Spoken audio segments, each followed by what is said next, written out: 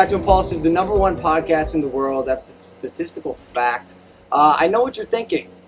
Logan, you're not on your typical Impulsive set. And you're absolutely right.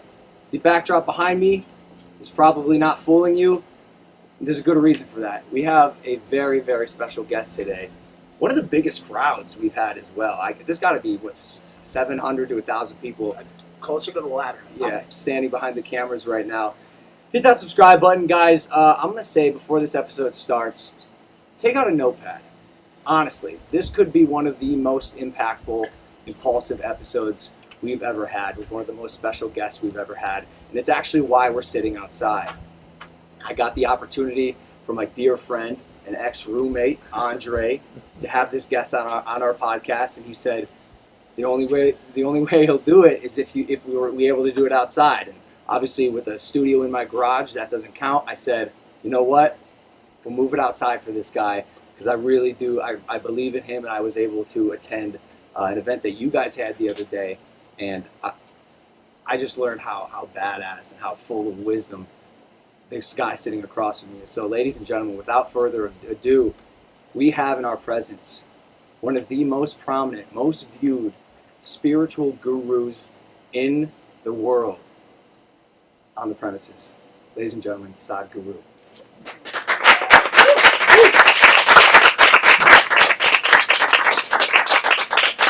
My maid, Maria, found out you were coming. I saw her standing behind the van and shooting me. She was sweating. I said, Maria, why are you sweating? She said, I love this guy. I follow all of his stuff. And she said, I think she's here somewhere. She's right over there. She is so excited for you to be here. And when I was at Andre's, we're all waiting for you to show up. And I don't know what to expect, right? But you come cruising in on a motorcycle, took off your helmet, and it's like a divine light just like was shining down on you. And then you took your seat, sang a hymn, and gave these nuggets of wisdom that made so much sense to me. And you caught my attention when you began speaking by saying you were the one that was skeptical of everything. I'm like you. See it to believe it type of guy. You're trying. I'm trying. So that's why I started growing out my beard, because yours is obviously so long, plentiful, bountiful, and full of wisdom. But you caught my attention because the things you were saying seem so grounded in reality. They seem so believable and practical, utilitarian, and applicable to life, and they made sense to me. So just happy to have you here. Andre, again, thank you for making this happen. You know a lot about him, and I want to turn to you to give us some talking points on where to start, because one thing I learned in just listening to the event you held the other day was the man knows everything. He's got the answers to everything. No, you do. You have the answers to everything. We got some relationship problems we want to ask you about. Because none of us know what is everything, so it's okay. Fantastic. So, yeah, brother, just appreciate you. How you doing? Thanks for joining us today. Just rode for an hour from outside of LA. Whoa, the tarmac is burning hot. Yeah. This is nice out here. Yeah, it's hot today. So you've just been traveling the past month over all across America on your motorcycle, correct? Yeah, and activating the conversation of spirituality and getting to witness the beauty that the spiritual people here have, and with the indigenous people and Native Americans. And so what has been the most fascinating thing that you've been revealed and seen through your travels past month? Well, there are too many things, you'll need many days to listen to that. So let me tell you, the most prominent thing that stuck in my mind is Matotipila, which is unfortunately today being referred to as the Devil's Tower. It is a phenomena that all of you young people must experience. It is so incredibly powerful and so rare. I don't think that form of energy which we refer to in the human body, can I elaborate a bit? Or Sure. This is just an introduction? Yeah, So, in the human body we recognize that for us to be so complex, as you know, we are the most complex creatures on this planet, which a whole lot of human beings are suffering unfortunately, but the complexity is what makes our life rich. To make this life so complex, there are many… our energies are finding expression in many different ways. We identify 114 different ways in which it's finding expression. Of this, it is categorized as 7. So 7 categories, which I think in California you would have heard of 7 chakras and stuff like that. In this there is one particular chakra which is referred to as the Vishuddhi, a region which is in the throat region. This is normally in, I would say, 99% of the human beings, it remains in its seed form throughout their life, it never blossoms, this one aspect. Because if this blossoms, there is such power to that human being that he can touch beyond his physical reach, literally touch, I'm saying. Physically, you can touch life which is beyond your physical reach, you can see things beyond your visual capabilities. So, this is one of the most rarest aspects of human development which happens only with a very few people who are concertedly focused on that. But here there is a natural structure exuding that dimension in such a powerful way. In many ways, as I've been looking at the Native American culture, their spirituality and how they express themselves, when I see in many ways the fundamental is this energy source, because if anybody wants to propagate or transmit spiritual process, transmit mystical dimensions, it's very important that there's a solid energy source. I was always wondering, where is that energy source? Because we always create one. Before we transmit, we create an energy source which is always like a backup. Without that, you will dissipate yourself. But here there is a natural formation which is standing over 800 feet, phenomenally reverberating. It's a must for all of you young people, you must experience this. I wanna get into how you started this spiritual journey. I found that fascinating when I listened to you speak at Andre's. You were 25 years old. Still am. Still am, I can tell. Multiple successful businesses, and you were praised in the town as being a man of success, a man who had made it. And I probably should let you tell the story about your life. Again. I asked, I'm sure you've told this story so many times, but you know, our audience hasn't heard it, or some of them may have, some of them may have not, and I know when I first heard it, I found it fascinating. So maybe just a brief introduction of how you got started into knowing everything in the universe. I'm serious, he has all the answers. Wait till he starts, bro. So, see, this happened to me when I was just about 4.5 years of age. Suddenly one day I realized, actually I don't know a thing. Don't know a thing means just don't know anything. If somebody gives me a glass of water, I would be staring at this glass of water for hours. Because I don't know what is water. I know how to use it. Even now, you know how to use water, but do you know what it is really? 2 hydrogen molecules and 1 oxygen. Really? That's textbook nonsense. But what are molecules? But what are atoms? Like that? Right now, 2/3 of the planet is water, covered with water, covered by water rather.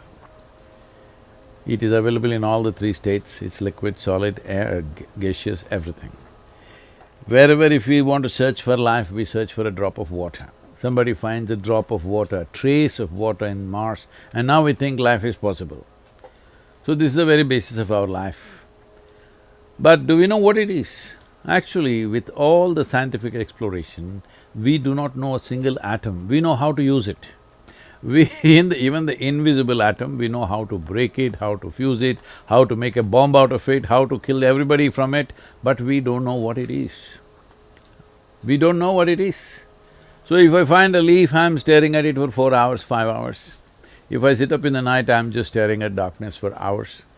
My father being a physician, he started thinking that I need psychiatric evaluation. Doctors, you know. Yeah, maybe. So, see, oh, it's him, I thought. So, in this condition, they sent me to school. My mother said, you must pay attention to the teachers, you're always at something else. So I went and paid attention to the teachers. The kind of attention that they had never imagined anybody would pay to them. Nobody had ever paid that kind of attention. I sit there and I know their past, present and future, staring at them, staring at them, staring at them. Sometimes somebody said, don't stare at me like this.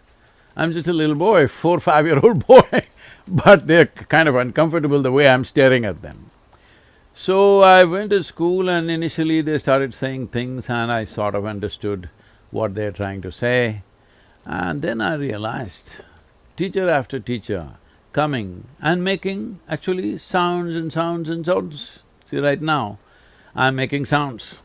Because both of us think we know English language, you're making meaning out of this. Suppose I start speaking in any one of the Indian languages, they will be just sounds for you, isn't it?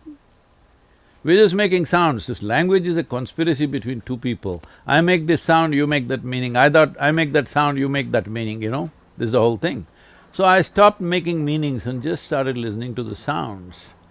And every 45 minutes a new teacher will come and make sounds and sounds and sounds. It became very amusing and a big smile spread on my face. But they were not amused at all. So I saw that there was no point and I went to school only when it was absolutely necessary. The rest of the time I had more interesting explorations in the world. So one day it happened, now about 11 years ago, this school where I studied almost 45 years ago or more, they came to invite me for their 125th anniversary, school anniversary. I said, see, please, why me? I was not just a bad student, I was not even a student, I only came when it was absolutely necessary. Why me? They said, see, our school has produced ministers in the cabinet, our school has produced sports stars, our school has produced cinema stars, but you are the only mystic, so you must come. I said, okay, and I went I went there and stood up in the quadrangle to speak. I looked around, same oppressive buildings. And then I looked at this particular room and then I remembered, I was around 12 years of age. One afternoon, because at that time I'm in this condition, I don't know anything. If I pay attention to something, I can't take my eyes off it. I'm just looking at it, still trying to figure it out, what is it? So they can't get my attention. So he asked me a question, something. I just look at him. I don't even hear the question, okay? I hear sounds. I don't make meanings out of it, something. Everybody's blabbering something all the time. So I just look at him and he tries to get an answer from me for about 35–40 minutes. He tries hard to make me say something. When I don't know anything, what is there to say? So I was in that condition at that time. For many days I wouldn't speak. Because there's nothing to say, what is there to say? I don't know a thing. So I was just looking at him. After 35–40 minutes of frustration, he got so mad. He came and held me by the shoulder, shook me violently like that and said, you must either be the divine or the devil. I think you're the later. Well, I was not insulted or abused by this. My problem is, what is this, what is that, what is that, what is that? One thing was clear, this is me. This guy confused me about this also. I look like this, what is this? Is this divine or devil? What the hell is this? Suddenly I didn't know what is this. Till now I was okay. I did not know anything about anything, but I knew this is me. Suddenly this guy confused me. So that is when I started sitting with my eyes closed, trying to see what is this. Well, it took a few years, another 12–13 years, before I realized what is this. And what was that? Huh? What was that? See, right now, what you call as myself is largely the boundaries of your body. We can do an experiment, actually. Can you? Sure, let's do it. So, you hold both your hands together And with your eyes closed, what you do is you intensely rub it like this for about 30 seconds, as intensely as possible. It's gonna get hot. I don't like this. I really don't like it.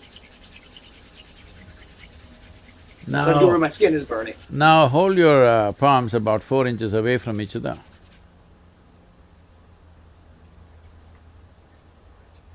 Something happening between them?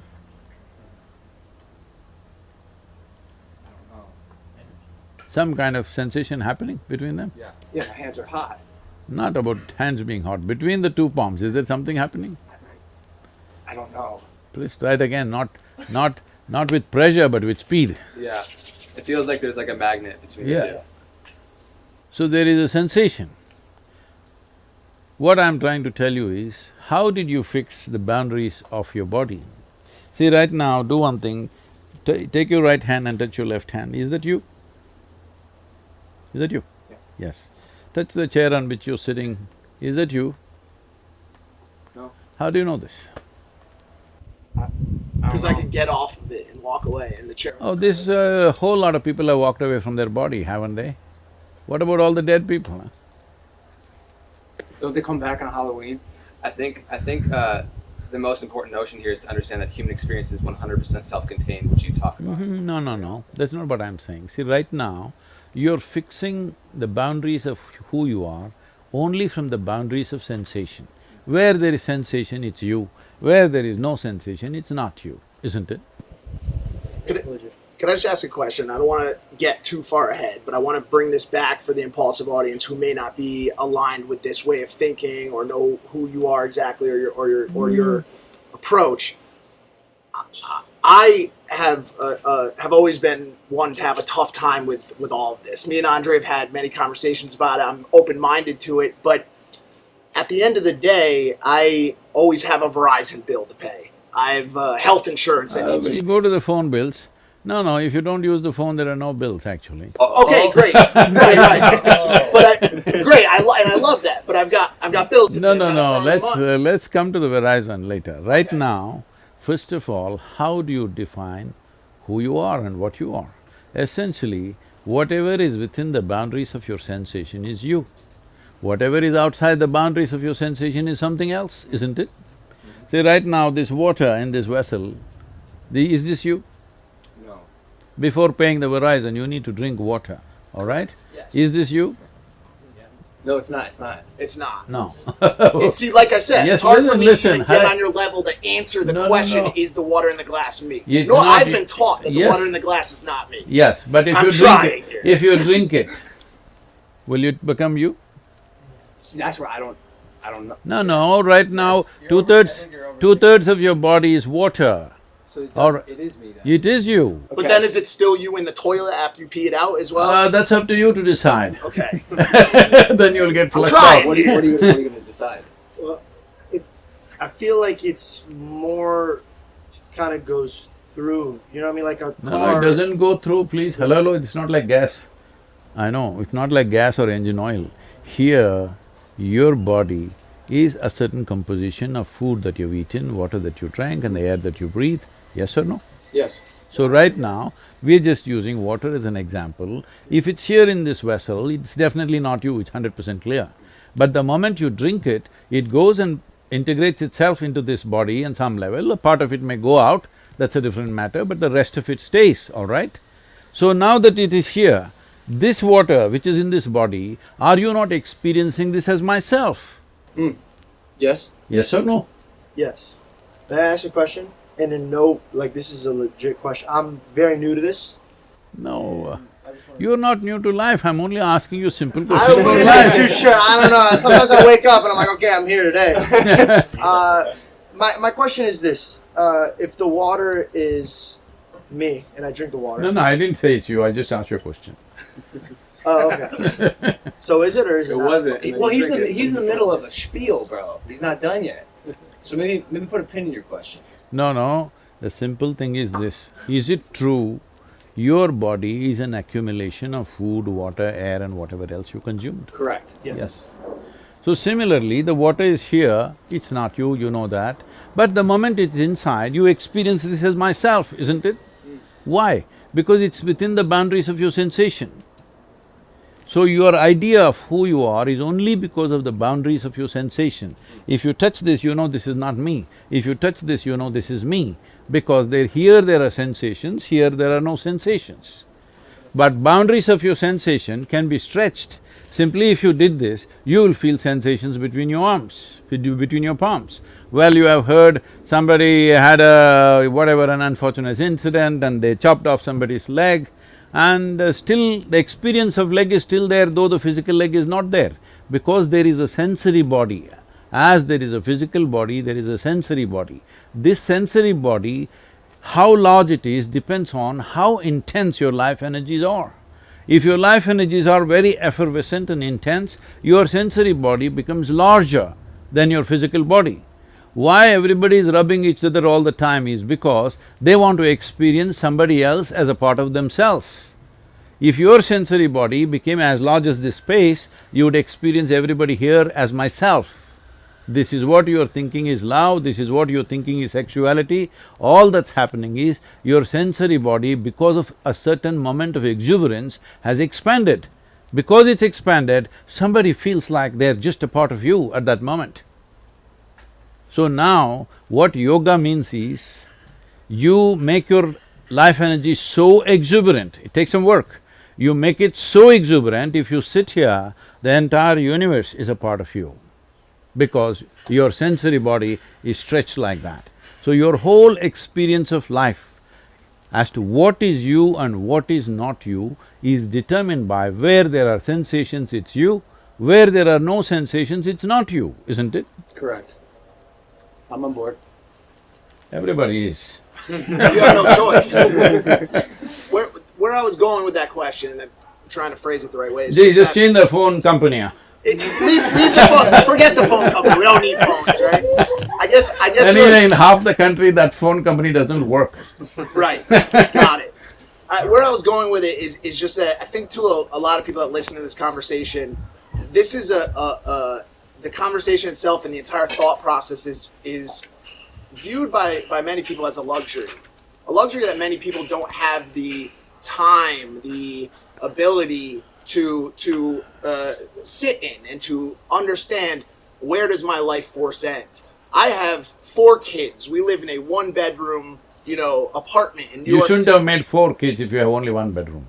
Right. a Okay. simple Okay. thing. Cool. Well, I get it. Now we're talking about the morality of parenthood. I get it. But what I'm saying is, people find themselves in circumstances whether they plan to be there or not, and life has a way of dictating how much energy we can devote to this type of extracurricular.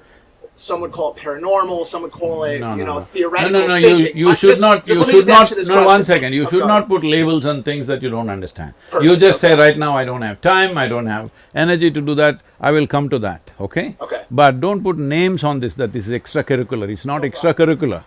It is most fundamental to life. If you want to live a sensible life, it's important that you know at least what is the nature of your existence. Without knowing the nature of your existence, if you try to handle this, you'll make a fool of yourself with the world. Right. So now that we know that, Got it. and you ran us through that, now that we know the nature of our existence… No, we don't. No, that's not how it works. That's what you all this. I'm the water that I drank. No, you don't come to a conclusion like that. It is opening up one possibility. This is for you to wonder, what is the nature of my existence, which he thinks is a luxury. I'm saying it's like this. You want to handle something, let's say you want to handle this camera. You know nothing about it and you handle it. What will you produce, I'm asking? It's probably some horse shit. Yeah. Yes, that's what life is for most people, that's what he's saying. Horse shit. In one room they had 5 children. Why? There's one room, you should know what to do. I'm with you.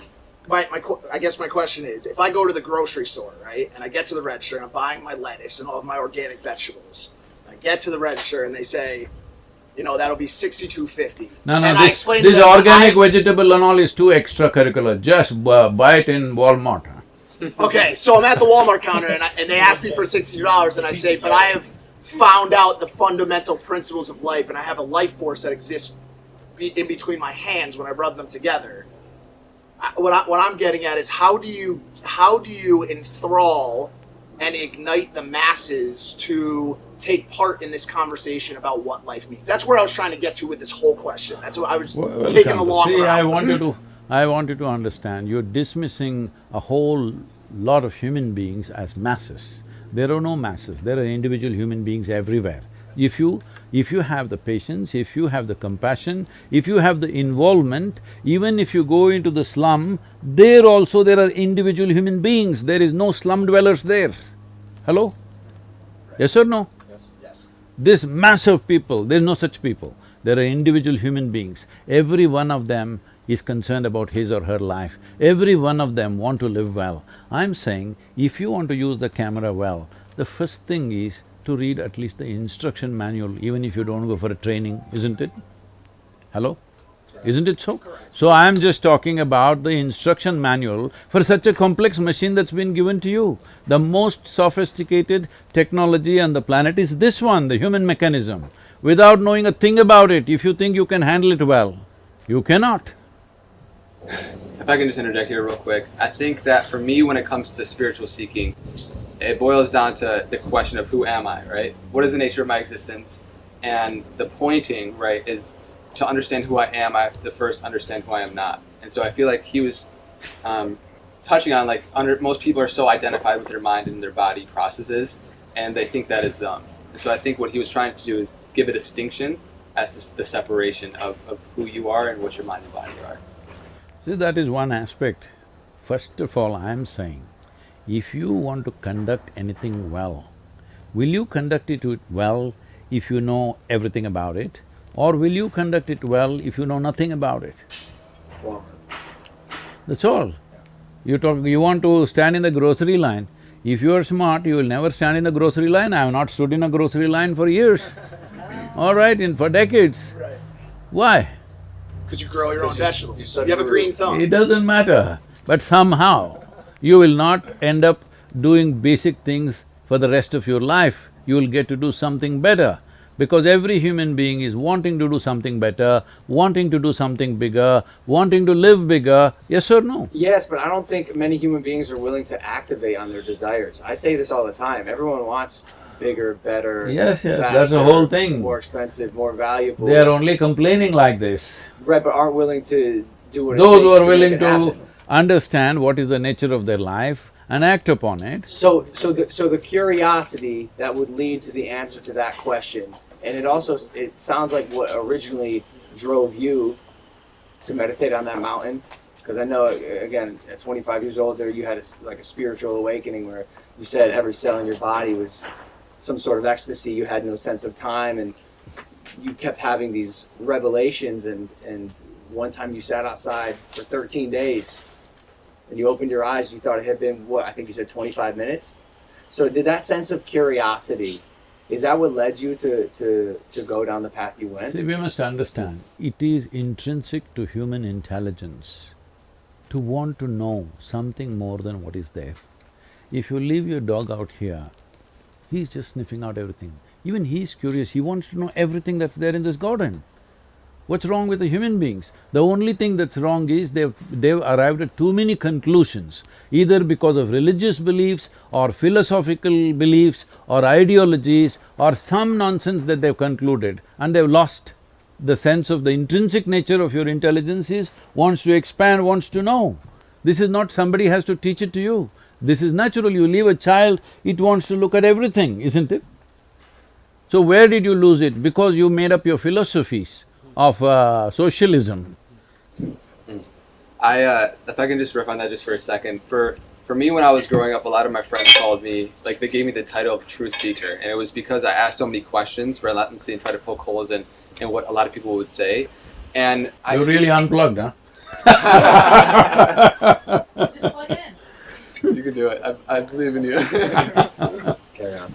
And so you speak about how creating conclusions and beliefs about the world, when if you really scope out and take a macro view of, like, we really don't know what's going on here within humanity. If we scope out and we see that we're a blue marble hurling around a gasifier at incredible speeds, it's like, take yourself back and realize that the beliefs that I made about, just dogmas and religions and politics and everything that you hold so close is hindering us from being able to look at things for what they actually are. And so if you could just speak on how creating beliefs and conclusions about everything destroy our ability to seek, I think it would be very valuable. See, when you say, I believe something, what does it mean? I'll ask you a simple question, can I? Sure, of course. Extracurricular question. How many of you believe in God? Just raise one hand. Okay. How many of you believe you have two hands? Just raise one hand. Do you believe you have two hands? No, of course. One will do, one Raise will one do. just to prove Yeah. it. So I'm asking you, do you believe you have two hands or do you know that you have two hands? Both. Really? Yeah. How is both? If you know you have two hands, where is the need to believe you have two hands? One follows the other. No. Why not? If you know something, why do you have to believe it? If I know something, why do I have to believe it? Yeah, you know it? I believe one follows the other. No. I believe the truth. I have two hands, that's the truth, I believe it. See, the word believe means… the word believe essentially means you do not know something, but you believe it is so.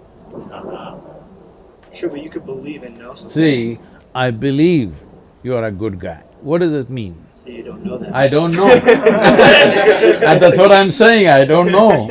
I don't know what you are, but I believe you're a good guy. Okay. I believed he's nice and I went to him and he was terrible. So are you saying forget about the belief and just No, stick I'm to not what we saying. know? But first understand the distinction between knowing something and believing something. Got it. So whatever we do not know, it is most wonderful of you and human of you to see I do not know. Because I do not know is a tremendous possibility. Tremendous possibility. The moment you destroy I do not know, your entire learning and expansion process has come to a cease. And this is what you're doing with your belief. That you believe this, you believe that. All these days people were saying, I believe God. Now they're saying in California, I believe in myself. I don't know what that means. Well, I believe in God, and I do know that there's a God. Hmm? So you're saying to sacrifice my belief?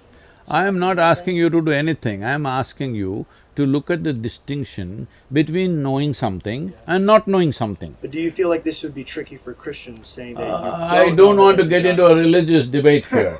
All I'm You saying brought up is, religion. there is… No, I'm talking about belief, I didn't even talk about religious You belief. said other religions are nonsense. When? Like right before you got into this I don't room. think Was he- I that don't the think term he said nonsense? that. Yeah, No. I promise. I could replay it. I don't Really? think he Did he could. use that I don't term? think you could. He didn't say that. I didn't say I'll, that. I'll check it, but yeah, I promise. No, he He didn't goes, say yeah, that. but yeah, I promise. What, can I ask this? You big- believe that I said it. I didn't say it. We knew this was going to happen today. We're not experts. Just bear with us. I'm going to stand by my co-host here. He's going to eat shit on that one. Okay. What is the metric for which something goes from belief to knowledge? Is the Not knowledge. I just want We're to talking about knowing. right. So Let me Is make the- a is- distinction between knowledge and knowing. okay, is the Knowledge is an accumulated information. I know this and that. By knowledge means I have accumulated information. Today everybody is knowledgeable about everything. This doesn't mean to say they know it. They know it through the phone screen, everything in the universe, but they don't know it by experience of anything. So knowing is by experience. I have two hands, is my knowing. I know it is there, all right? Even if I close my eyes, it's there. If you argue with me, it's there. It's there anyway. So belief is something else. Right now I know something, I do not know something. These are two facts of life. If you live in truth, you will know some things, you will not know some things. What you do not know, naturally your intelligence will want to know, you don't have to seek it consciously. The moment you see I do not know, your intelligence will start working. The in-between thing is, what you do not know, you want to believe and make yourself feel like you know it. And that's caused tremendous trouble to human beings, assuming things that they do not know. I think that's one of the biggest problems we're facing right now in our country. I don't know how long you've been here, but I think it's safe to say America's probably the most divided it's ever been, especially with the pandemic going on. Well, you had a civil war, this is better than that. Yeah, it is better than that. But I wonder how close we are to something like that happening. No. Truthfully, we Election the time, riots- everybody gets hot, it's okay. I wanted to build off Sure, of his knowing versus believing. I don't remember which school of thought, if it was Plato or Aristotle, but do you believe that all knowledge comes from what is gathered by one of the sensory parts of life, by one of the senses? Is that your belief? You see something, you believe it. You smell something, you believe it. Or is there room for faith? Is there room for metaphysical understanding of certain things? Do you leave that open, or do you have to experience it through one of the senses?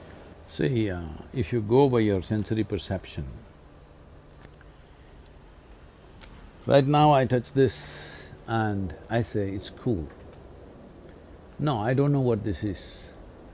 Only because it's cooler than my body, I'm saying it's cool. If somebody else who is much cooler than me touches this, they'll say this is warm. Yes or no? Yeah. So I'm saying your experience of senses is a very relative experience. It's good enough for survival, not good enough for knowing the nature of what it is. For survival process, you're seeing, hearing, smelling, tasting, touching, which is what you're saying. To go to the grocery store, all this is good enough. But if you want to know what it is, you cannot know through your senses. How do you know? I want to get into that. How do you find out what it really is beyond your senses? What's the practice that gets you there? It's not about a practice. First of all, see, if you want to cross a border, first you must get to the border, isn't it? Right now you want to go to Mexico, you can't go from here, you must at least get to the border first. So if you want to know, this is why I started with the border, but you went into something else. I said the border of your experience is sensations. If something comes and touches, it's a sensation. If you see something, it's a certain kind of sensation. If you smell something, it's a certain kind of sensation. Everything in your experience is sensation. It may not be sensational, but it is sensation. That is why we are calling them as sense organs. They create sensations in the system. These sensations are vital if you want to live in this world, if you want to survive in this world. Otherwise you wouldn't know anything. Suppose you had no ears, eyes, nose, nothing. Would you know what is here? Nothing, isn't it? Total blank. You fall asleep, what is happening? Your heart is beating, your liver is functioning, kidneys are functioning, everything functioning. Now they're telling you even your brains are functioning. But you don't know a thing simply because all the five gates of sensations have closed down, isn't it? So your experience of life is right now limited to sensory perception, and that is the reason all this confusion, because the nature of sensory perception is such, if you see this part of my hand, you cannot see this part of my hand, isn't it? So you always perceive everything in parts. Now with these parts you are trying to make a whole. It doesn't work like that. Right now, people's understanding of what creation is, what existence is, it's a trillion-piece jigsaw. But they find three pieces, put it together and they form something and say, this is it, I believe this is what it is. You can believe whatever you want. If we work hard enough on you from your childhood, we can make you believe any damn thing in the universe, just know this. Right. I agree with that. Is that a shortcoming of humanity? Is that because our brains have not developed to a point where we are no longer limited by what we see, feel, touch, smell, hear? Or is there a way to break that boundary, and have you done it? See, human brain, there is nothing deficient about it. The deficiency is people are trying to operate without using the user's manual. They don't know a damn thing about their brains. That is their problem because they have lots of beliefs. They have lots of beliefs and beliefs and beliefs, so they can't use their brains. But the moment you see, I do not know something, do you see your brain starts working in a certain way? I think saying I don't know is one of the most powerful statements in the It starts exploring immediately. It's through exploration. You have come to America, I'm saying, isn't it? People came to America because of exploration, not because they believed. Nobody believed there was a land here. They thought they were going to India.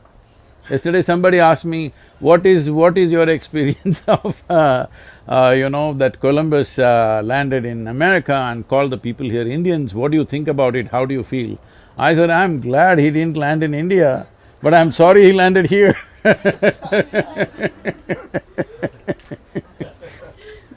You talk about this necessity for curiosity and this I don't know or questioning. See, don't use the word curiosity. Okay. Curiosity is a very surface thing. Okay. But when you realize I do not know, there is a pain of not knowing. Right, and it leads to that questioning, right? One of the things that some people use that aren't as that don't sit on a meditation system to get to that place of to get to that place of questioning and not knowing and being open to looking at things in new Can ways. I supply some vocabulary? What's that? Seeking. Seeking. Thank you so much. Like I said, brand new to this. One thing some of these people use is mind-altering drugs, ayahuasca, psilocybin, surgic acid. What are your thoughts on getting to this place of understanding through alternate means? See, it's like you can jinx the brain to create all kinds of experiences. Just by strongly dreaming about it, you can do it actually. People do it. You can hypnotize somebody and make them go through all kinds of things. If you're only hunting for experiences, it's fine. But what I'm talking is not about hunting for experiences, a genuine exploration. If you put on a VR and sit here, you may go to Mars right now. But you've not gone to Mars, that's all I'm saying. So by making some chemical changes forcefully, by introducing something, whether it's of natural origin or it came from the backstreet of something, it doesn't matter where it came from, you stimulate something chemically and an experience happened. If you did it just one time and you use this as a way to understand that I'm capable of these experiences. Yesterday I was just doing the daily quote today morning. The quote was something like this, if I can repeat that. It is like, whatever was the most wonderful and the peak level of emotion or experience you had, make that your baseline in your life. Because you're capable of that, all right? You're capable of that. What you're capable of must happen. What you're not capable of will not happen, that's a different matter. What you're capable… if you're capable of a certain level of joy, that must be your baseline. Now you will explore what's beyond. Now most people think these peak experiences happen only when somebody loves me, only when I pop this pill, only when I smoke this stuff. This is the wrong way to do it. If you used it just once to understand that my body and my experience is capable of reaching such a peak, and then you start living there, that's great. But every time you have to pop something and tomorrow you're sick, what's the point of that?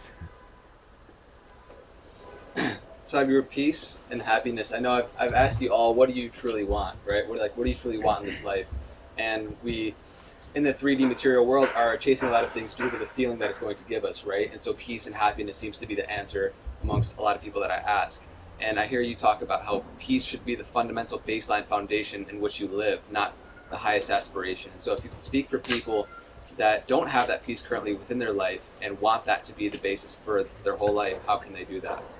This is the most unfortunate thing in the world, that most human beings just do not know how to be at ease. They're not even at ease. Forget about joy, forget about blissfulness. There is no ease, they're all in this jangled state. And now they say, this is how human beings are. Doctors say because that's their business, pharmaceutical companies say that's their business. See, for example, United States, we are here in USA, so let's take this as an example. This is the most affluent country on the planet right now. Why does an individual person or a society or a nation seek affluence? In the first stage of affluence, it's a choice of nourishment. I can eat what I want. If I'm hungry, I'm thinking of money. Why? Because if I have money, I can eat whatever I want. In the second level of affluence, it's the lifestyle. I can live the way I want, I can do things that I want to do.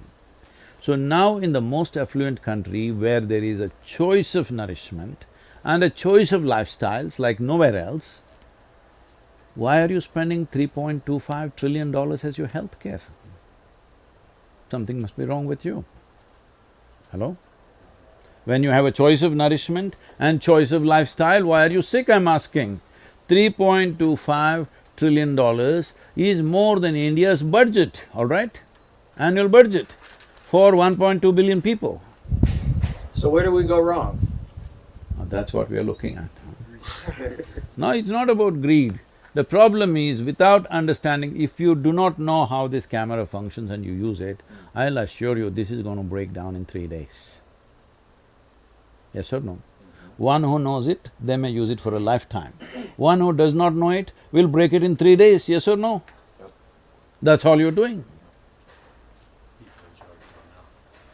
No, it's not about them. You are in charge of your life, you don't know, think about this.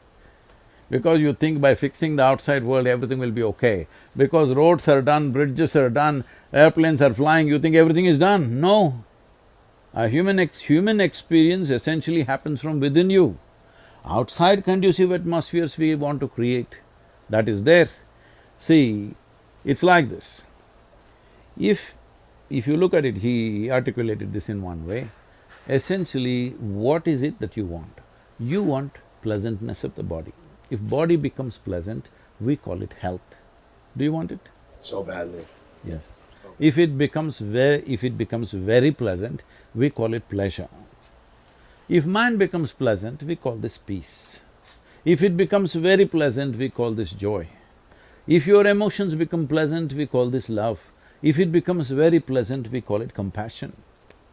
If your very life energies become pleasant, we call this blissfulness. If it becomes very pleasant, we call it ecstasy. If your surroundings become pleasant, we call it success. Only to create your surroundings in a pleasant manner, you need the cooperation of all these people. But for pleasantness of body, pleasantness of mind, pleasantness of emotion and energy, it is 100% your business, yes or no? Yep. So only to create pleasantness around us, we need… because there are many forces involved, we need help from them, we need cooperation from them. Otherwise anybody can make it nasty right now.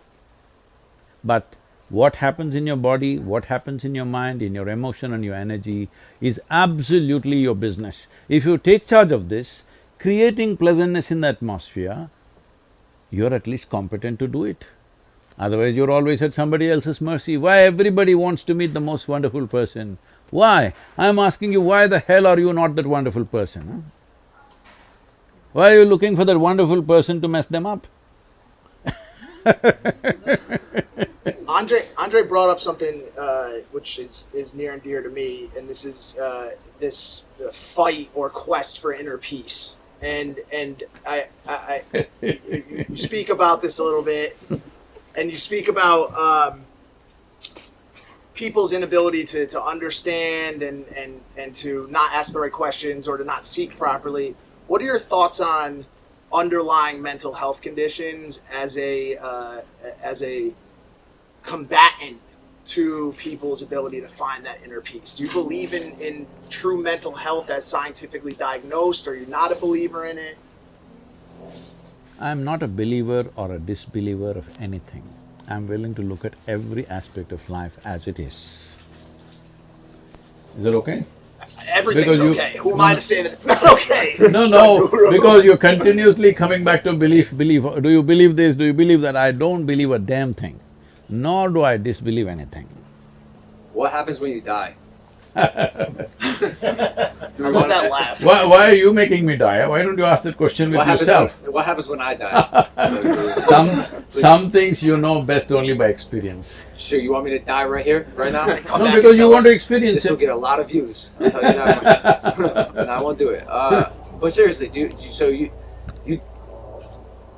based on what you just said, technically you don't have a belief on what happens when you die, but surely you think I've just this year, in the month of February, I published a book called Death, which is on a top selling list for the last 10 months, continuously.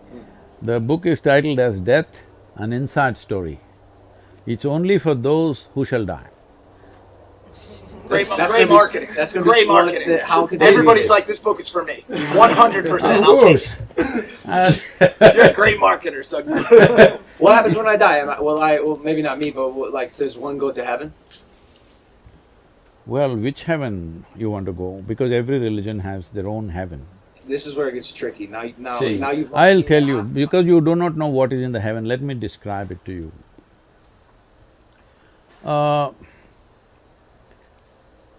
in the Hindu heaven, food is very good. If you're a foodie, that's where you must go.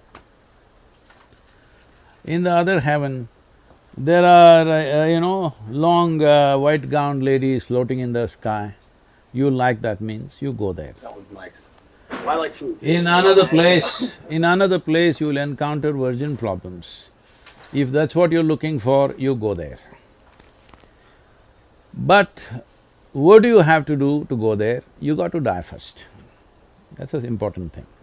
When you die, depending on your culture, we will either bury you, burn you, cut you and throw you to the birds, do something with your body, because this body is a piece of this planet. When your job is done, you must put it back. If you've not done anything eco-friendly, at least this much you must do, put the damn body back. Some people are talking about going to Mars with it, all right? You must put it back, that is one sensible thing to do. I'm telling everybody in United States, I know I will become very unpopular. Why are you wasting cutting a tree when a man dies? At least plant a tree, because you make good manure.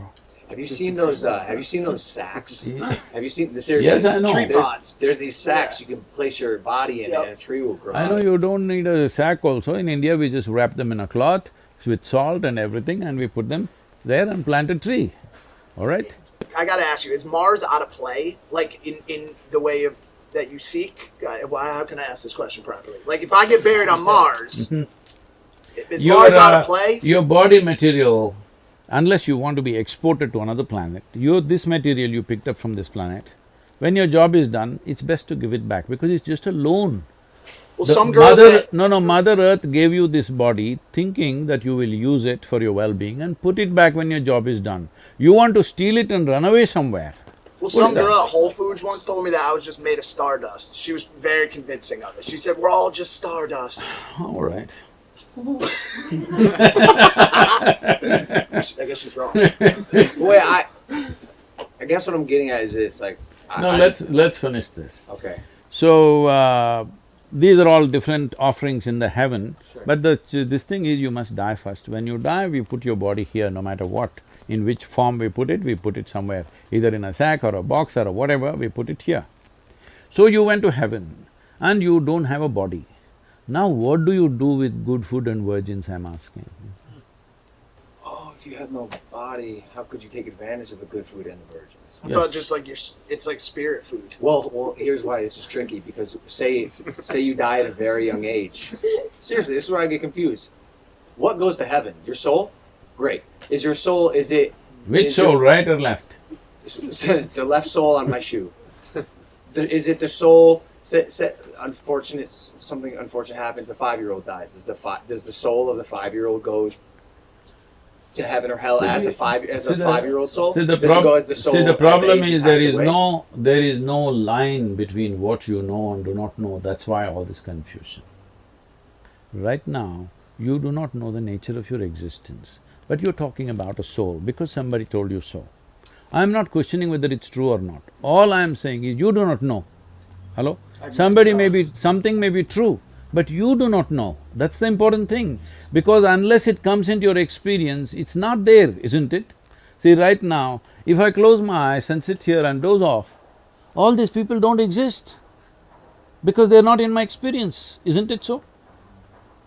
It's only what is in your experience which is true for you, rest you're just assuming.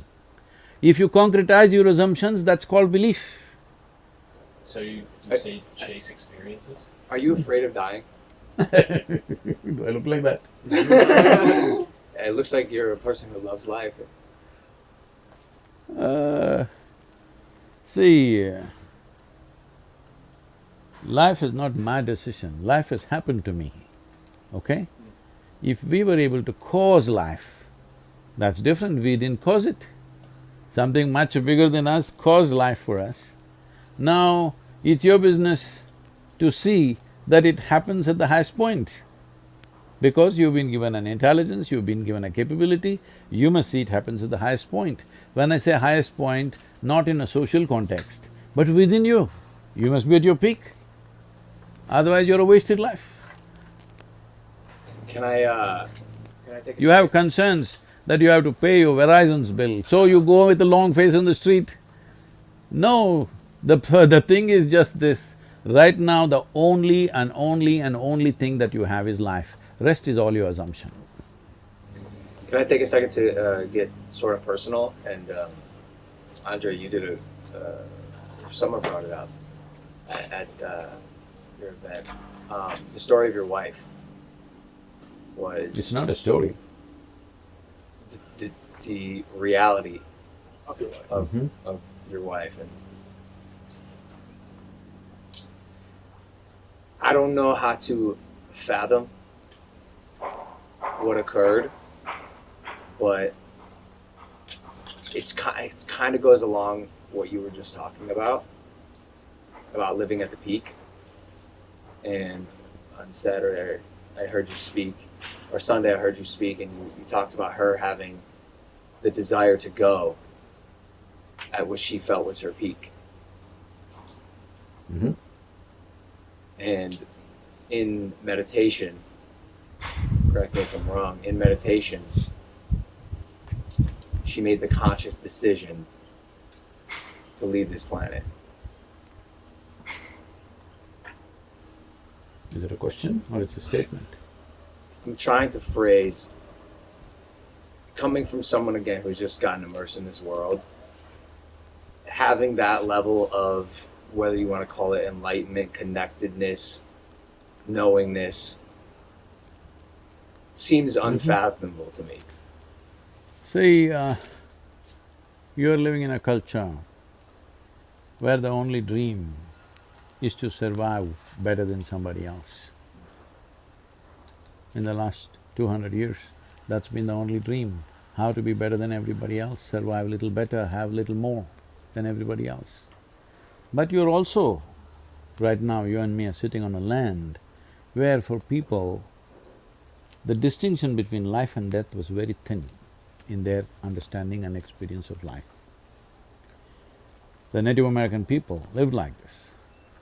I was amazed to see that only recently I discovered that they are talking about a doorway on top of the head. They're saying there is a doorway. They call it by something of their own language, what? Okay? Kapavi, which is a doorway that you can open up and leave. It is through that life came and it is through that you can exit. This is a well-established science in India, and there are any number of yogis who left their body like this, sitting among people, announcing to everybody, today I will leave, and just leave. Like taking off a pair of clothes. Huh? Like taking off a pair of clothes. Yes, of course, because you put this on. You put on the body, isn't it? Slowly over a period of time. If what you accumulate, if you can't put it down, are you stuck or no? Suppose you picked up this vessel and you cannot put it down, it's stuck to your hand. Is it a good thing? No. So similarly, you put on this body, it's stuck to you, you don't know how to keep it down. That's a terrible thing. That's what people are suffering right now, being stuck in their bodies. They don't know what to do. So, what Mahasamadhi means is, it's not that they left and went to another planet or something, they just dissolved as a person. There is no persona anymore. So it's a different dimension of life. I think this is too light and uncommitted atmosphere to debate or discuss such a thing. If you're interested, I will talk to you in a different kind of atmosphere where there would be better understanding. And above all, I don't want to casually discuss my wife with a whole bunch of people who don't understand what it is. Who don't understand Yeah, what it absolutely. is. That's totally fair, yeah, absolutely. Sure.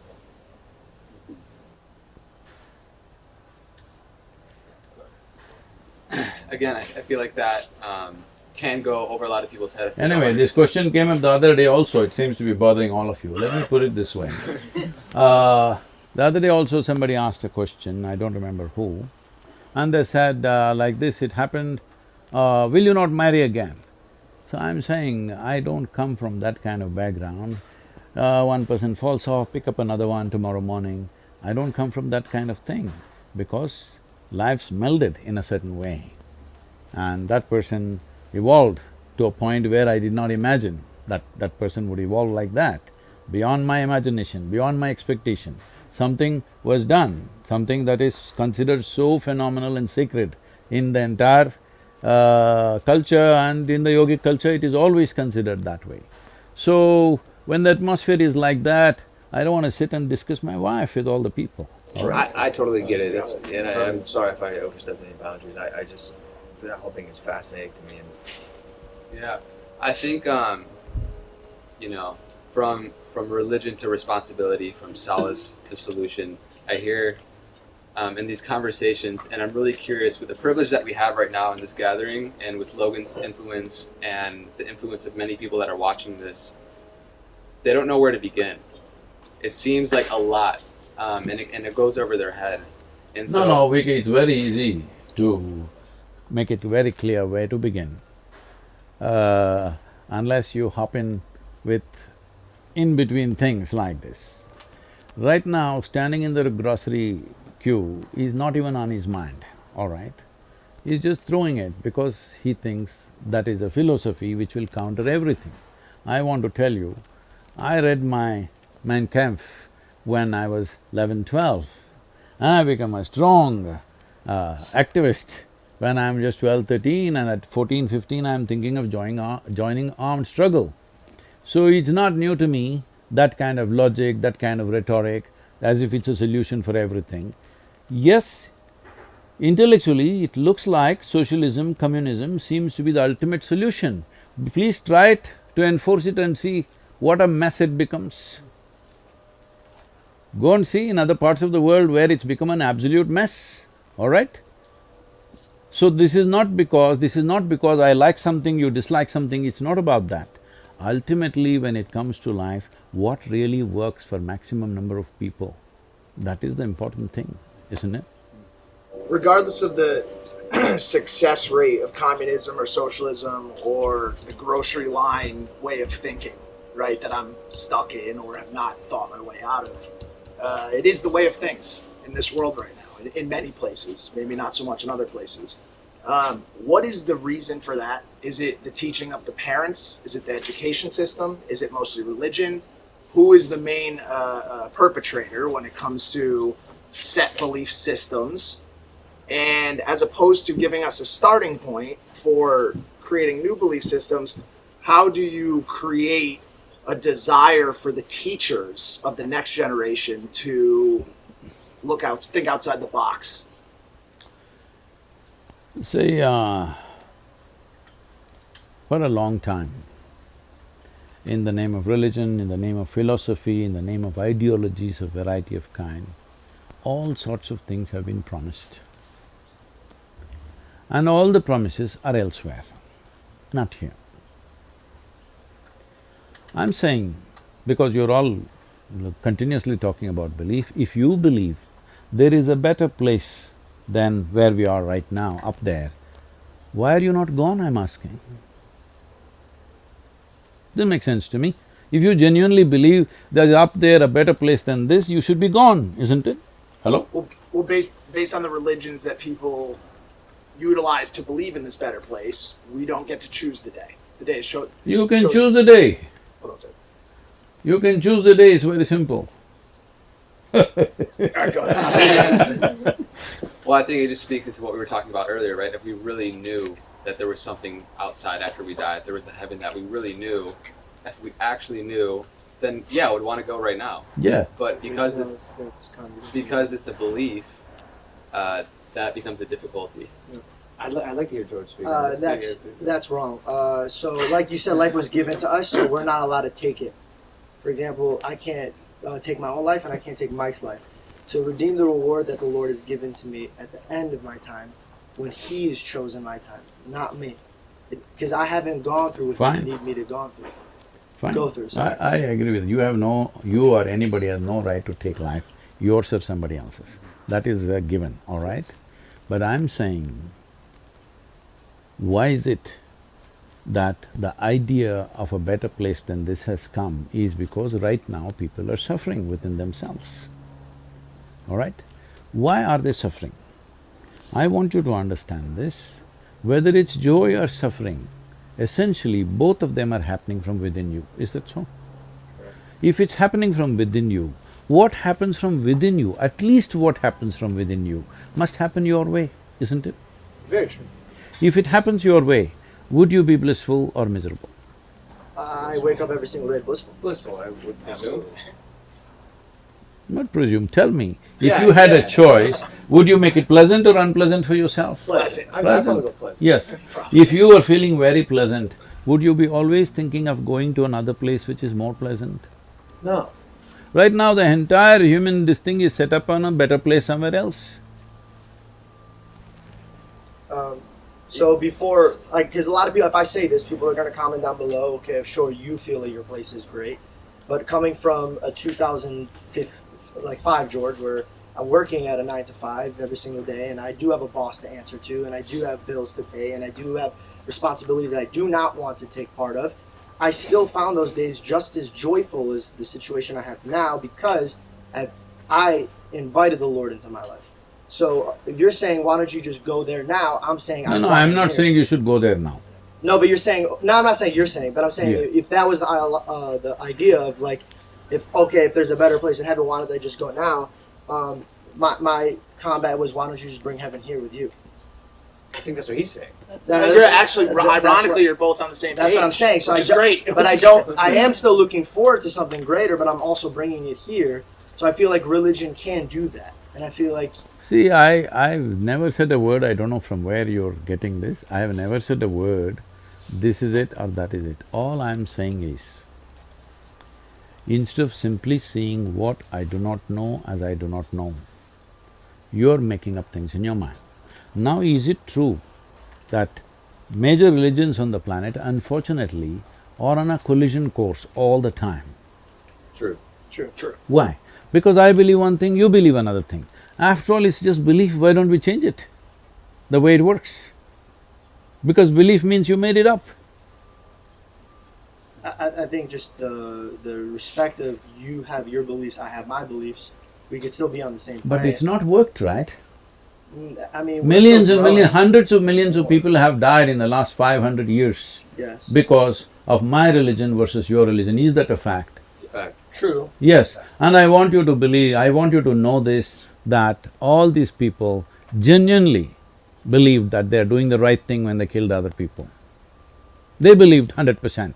Right now, that man who goes and explodes himself somewhere, he believes… See, anybody who stakes his life for something, you can't question his integrity, isn't it? I'm willing to throw my life for something, I you… can question it. It depends what you're doing it for. See, I'm doing it for my God. Who's different than your God? Do you see what he's saying? Yeah, but true. But if your God interferes with my life, then So what you just described is why they're… See, exactly that's what I'm saying. I Your want beliefs should stay you on to your side. understand, every religion starts off with this. If you worship the false gods, you must… what terrible thing should happen to you? So, that has been the basis, unfortunately. What you think is right is this is absolutism, that you think this is absolute, everything else is not okay. I'm saying, the thing is, the most fundamental thing is, if you're truthful, if you're sincere about your life, what you know, what I do not know, I do not know. If you really look at it, you hardly know anything about anything, that's a fact. And just when you're walking on the street, if you do not know how you walk on the street, if you think you know how you walk on the street, is there a difference? You're a bulldozer when you think you know what… everything. When you don't know, you are a humble, nice, wonderful guy, isn't it so? Depending on what So- arena you work in, being the humble, nice guy may not always be the winning tactic. How do you bring that humility into the sales world, into the stock world, or should those worlds cease to exist? See, Sadhguru. you're talking to me like I'm living in some Himalayan cave and I've just come out. I want you to understand, I'm running an organization with over 11 million volunteers, with variety of activity across the world, all right? With various active projects which are every day have to be done, and businesses that have to be run, and the people on my hands all the time. So I'm not coming from a cave where I have no responsibilities, I have no nothing, I have nothing to manage, I'm sitting here and talking la-la land to you. Come on. So I guess what you're saying is these exercises, these practices, this seeking is something that could be layered into the lives of just about anyone. Please tell me this. I'll do my best. It doesn't matter what kind of job you're doing. Even if you're a soldier fighting a war, would it help to be very balanced, sane, joyful? And then you will do, even if you have to kill, you'll only do it to the extent you have to, nothing more, nothing less. Right now, people are taking pleasure in doing what they're doing, isn't it? Something has to be done sometimes, unfortunately, if the situations force you to do it, but you will do it only to the extent it's necessary. But if you are not in that state, if there is a certain level of angst, there is a certain level of anger and hatred in you, you will do things beyond the limits of what should be done. This has happened all over the world. In the name of nationhood, in the name of religion, in the name of race, in the name of caste, creed, every kind of thing, in gender, every kind of thing. People have done horrendous things. Why?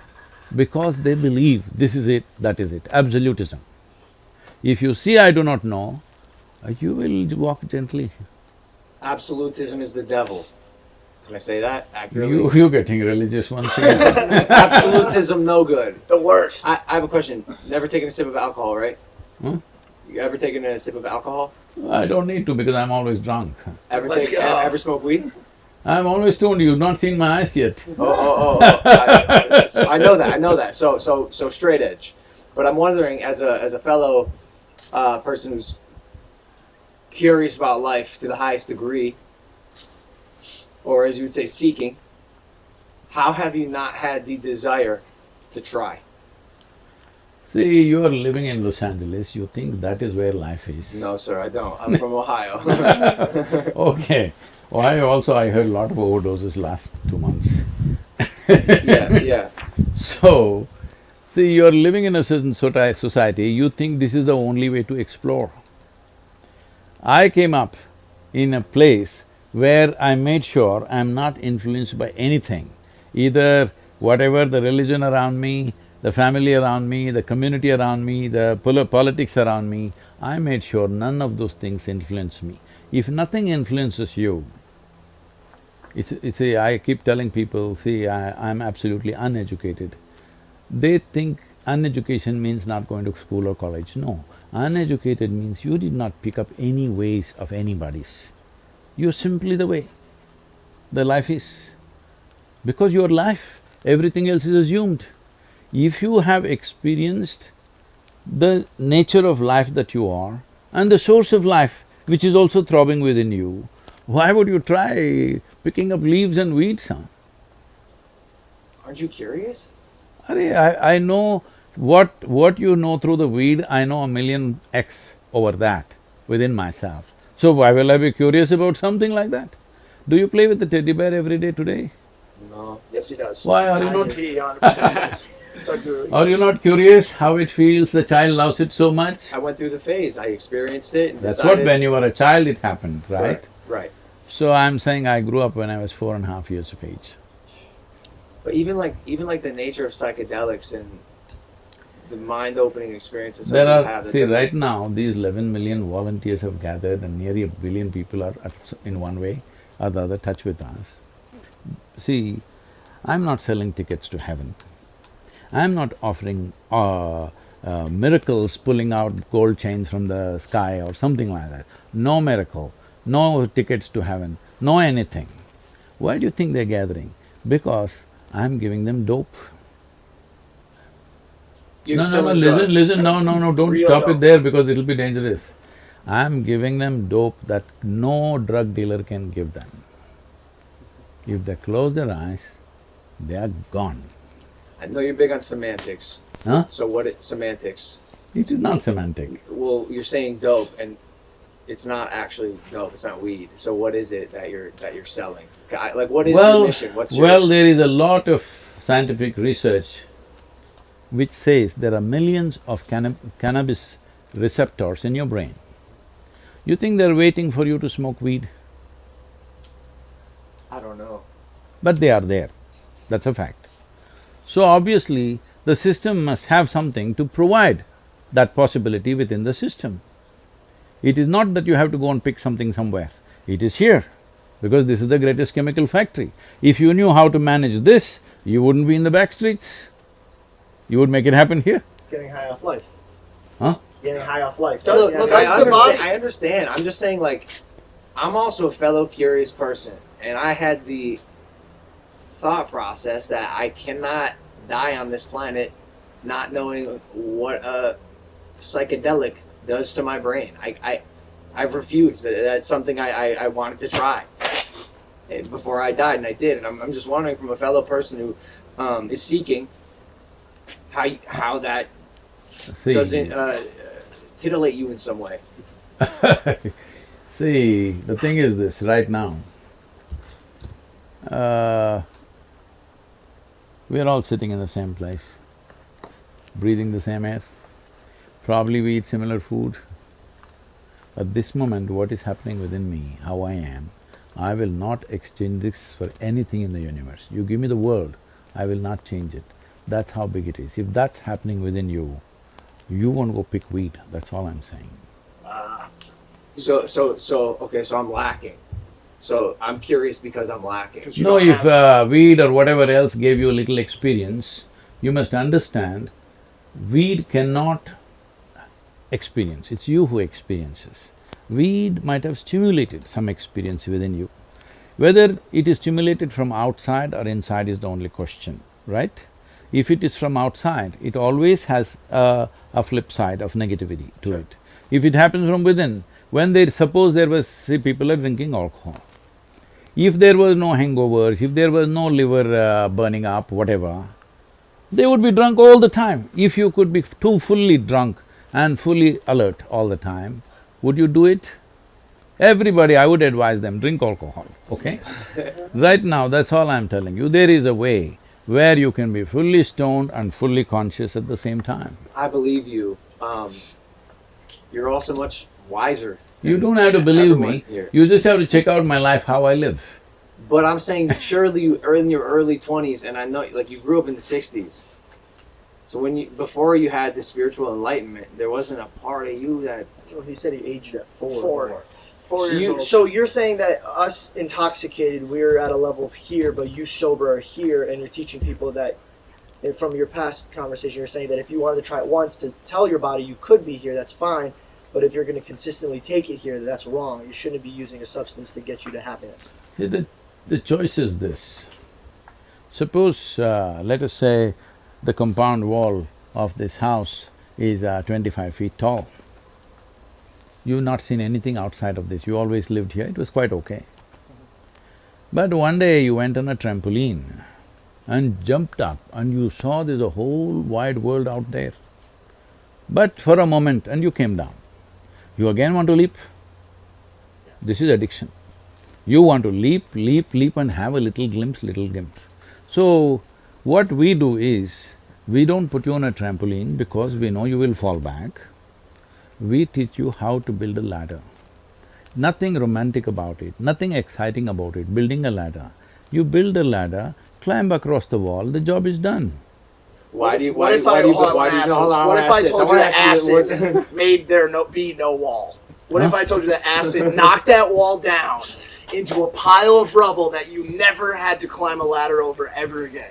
That's not true. My question is why build the ladder if you never experienced the trampoline? See, the thing is, that's what I said.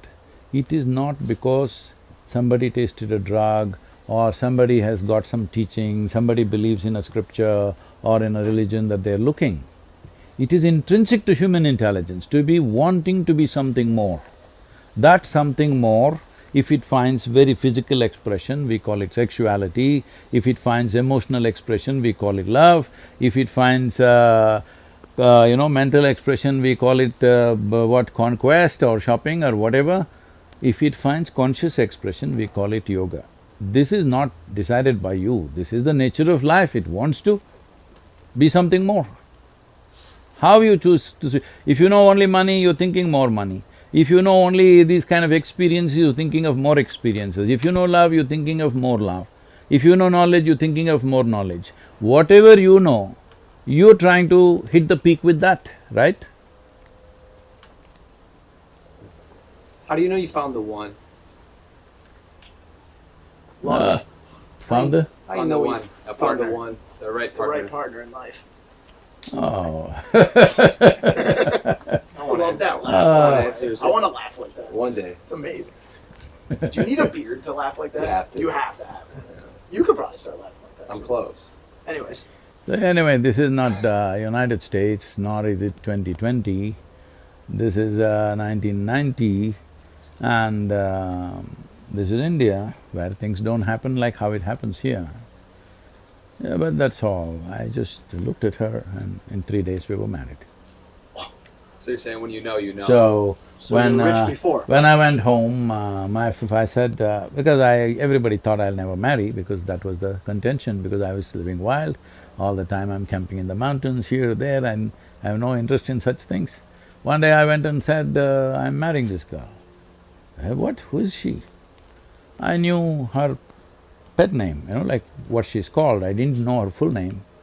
Then they asked, what's the father's name? I said, I don't know. They said, what? You don't know father's name? What's their caste? I said, I don't know. Then you don't know father's name, you don't know what the family is, how will you marry this girl? I said, I intend to marry only the girl, not the father. But did you know? I didn't know. You didn't know. What? did you know Did she you was know the she one? was the one? Absolutely. You knew. Was there ever a time in the marriage you were like, man, I picked the wrong one? Like, this girl really's acting up. We don't do those things. You're pointing me Because we are not… See, I want you to understand this. I know this culture is just built up now. If you're looking how to extract life from somebody, anybody, whatever kind of wonderful person you pick, they will disappoint you. Because you can't pick life, joy or pleasure from somebody else. If you're seeing that your life is an expression of your joy and you're seeing always how to do the best for the other person, it never will happen to you that, oh, did I pick the wrong one? Did I do this? Did I do that? So tomorrow suddenly you think this is the wrong tree and cut it off and put some other tree? That's stupid.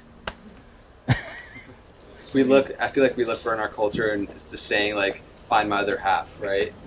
Which in a sense is saying that we're incomplete by ourselves, right? And we're looking for joy in another being. And I think that's really the key, is just finding that if we can have two wholes come together, right? And so we're coming in union and relationship to not extract joy from one another, but to share joy within one another. How this guy has become wise. Read your books. I've read quite a few of your books. Are we on time? I mean, I could probably sit here and ask questions all day. Well, he's probably got places I to need go. I need some answers. Have you seen The Matrix? Which pill would you take?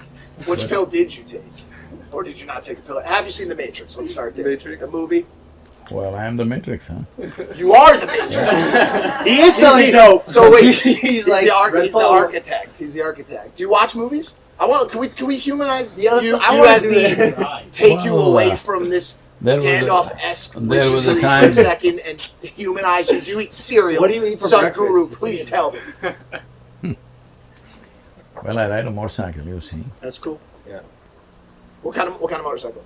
Well, I have a 1600 GT, it's a BMW.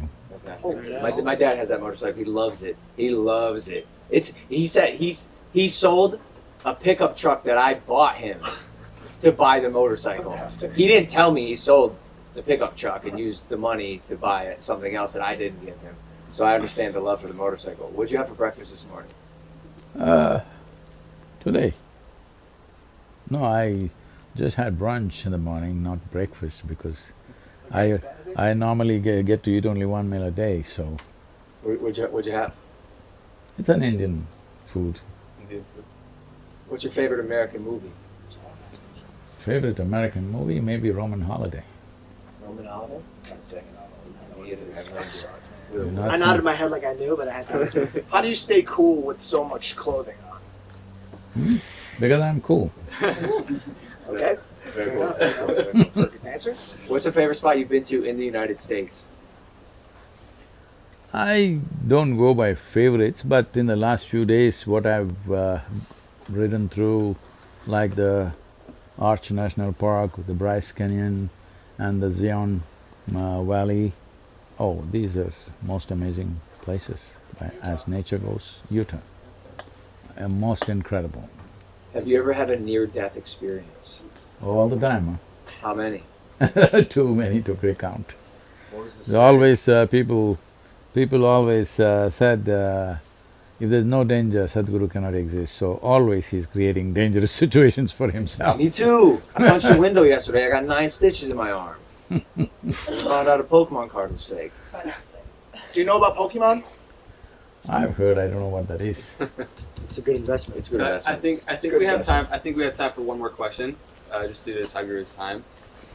Again, I can't just like the privilege that we have here with this platform with Logan's audience, and the millions and millions of followers and people that will watch this. Is there something that advice or something that you see in Logan that you think would be most beneficial that would impact people in the most positive way? I know there are many things. Well, compared to a lot of people, he's very alive. If he channelizes that well, there are good possibilities. But in the mode that you guys have taken, I don't know whether you guys will channelize now or much later in your lives, because life is a combination of two things, a certain amount of time and certain amount of energy. Time is rolling away. You do something, you don't do something, you're happy, you're unhappy, tick, tick, tick, tick, it's going away for all of us. It doesn't stop for any of us. We cannot say, today I didn't use it, let me roll it back. There's no such thing. Time is just rolling away. So the only thing that we can manage is our energy. Our energies we can manage in such a way, either it is, makes your life very profound. These are two aspects when it comes to life. One thing is to make your experience of life very profound. Another thing is your activity must be impactful. I think you guys are overly focusing on your activity being impactful, not invested on making your life profound.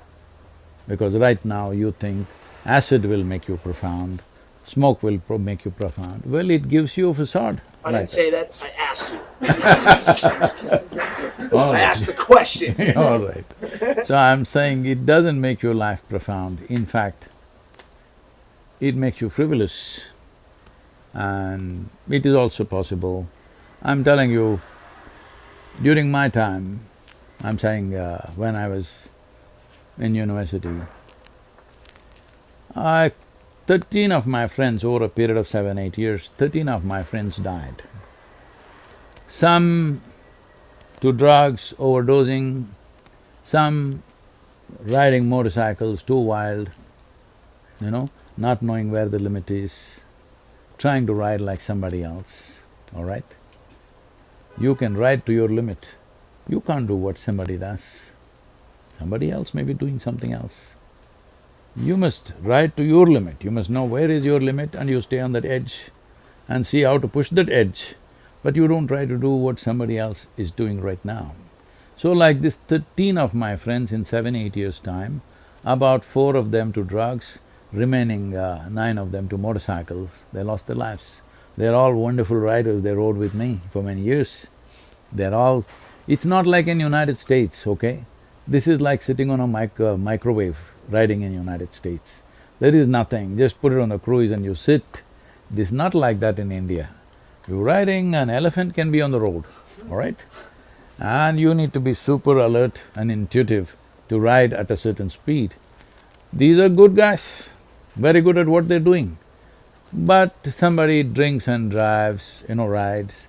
Somebody thinks he can smoke and then ride, smoke up and then ride, like these kind of things. Or somebody, at any cost he wants to go ahead of somebody, whatever. Essentially, not calibrating your energies right.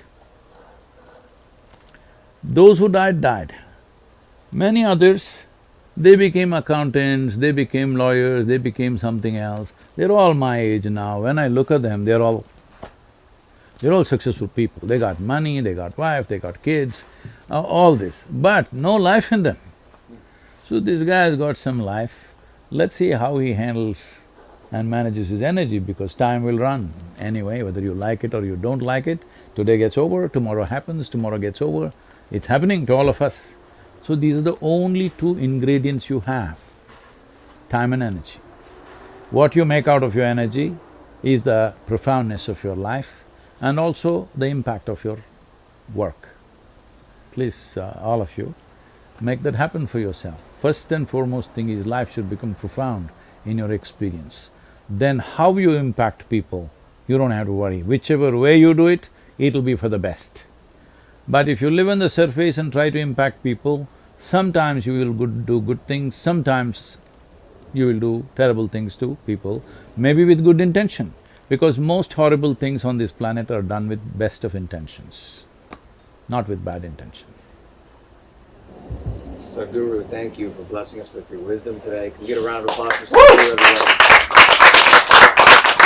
Thank you very much.